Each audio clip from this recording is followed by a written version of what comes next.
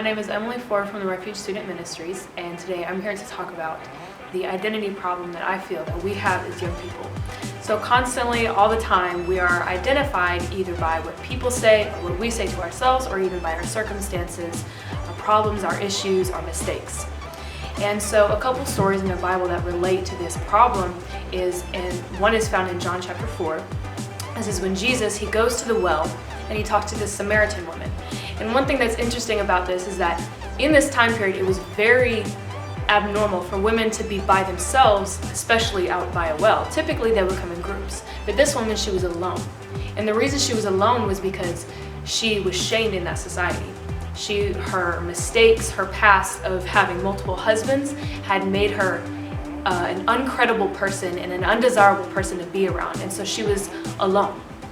And so Jesus, when he spoke to her at this well, she was kind of caught off guard. And so then he asks her and he tells her about the living water, and he basically just witnesses to her and tells her everything she ever did.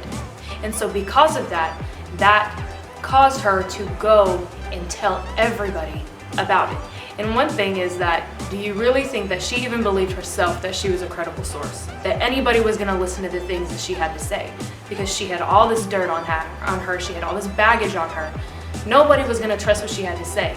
But God used that part, that very part of her that was shame, that was no one was going to trust. She used it and brought many people from Samaria to believe on Jesus. And even afterwards, they didn't even admit that it was her. But God used that part of her that she allowed to become vulnerable to Jesus for the glory of God. And another story is found in 1 Samuel chapter 1. This is Hannah. She was barren and she couldn't have children, basically. And she wept and she wept and she wept about the fact that she was barren. She couldn't have children. But she didn't want a child to please her husband. And she didn't want a child just to have a child, because when she was praying to God, she vowed a vow that she was going to subject and give this child to God and not really be involved in his life. But the reason that she was so heartbroken about the fact that she couldn't have children was because the adversary provoked her. She didn't feel hurt about it until she was provoked about the fact that you have this flaw. So the adversary made that her identity, and she felt so heartbroken about it that she would weep and weep and weep and weep.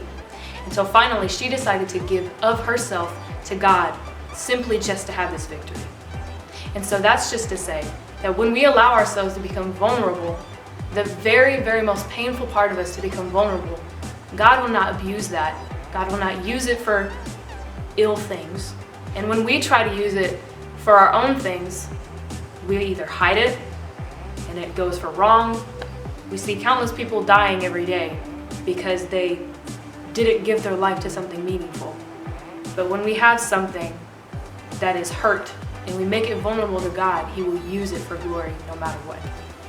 Thank you. Thank you for watching. This is Emily from the Refuge Student Ministries, and this has been MicDrop.